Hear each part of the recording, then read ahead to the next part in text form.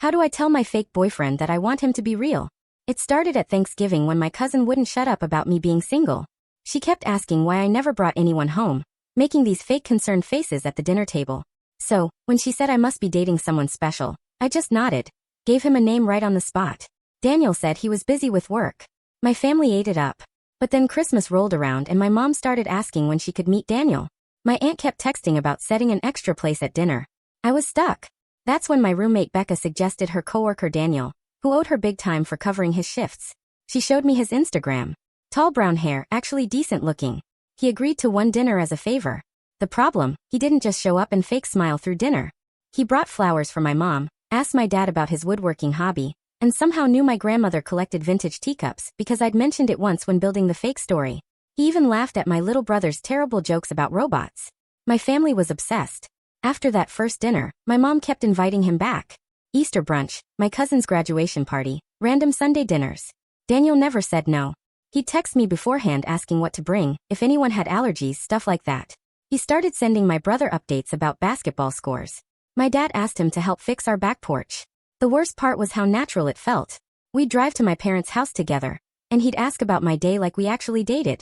He remembered my coffee order, knew I hated mushrooms, would grab my jacket when I got cold. During family game night, he'd automatically pick me as his partner. We had inside jokes that weren't even planned. One night after my aunt's birthday party, we sat in his car outside my apartment in complete silence. Everyone had spent the whole night saying how perfect we looked together, how lucky I was. My grandmother even pulled me aside to say Daniel was a keeper. The whole car ride home, I kept stealing glances at him, wondering what he was thinking.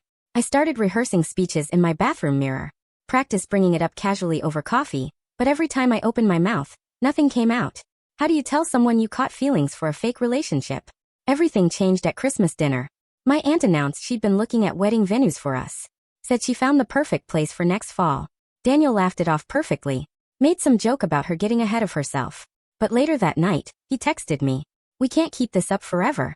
That message hit me like a truck. I realized he was ready to end this whole thing, and I wasn't not even close. Instead of texting back or giving him some weird speech, I invited him over for dinner at my place. Cooked his favorite pasta dish, the one my mom always made when he came over.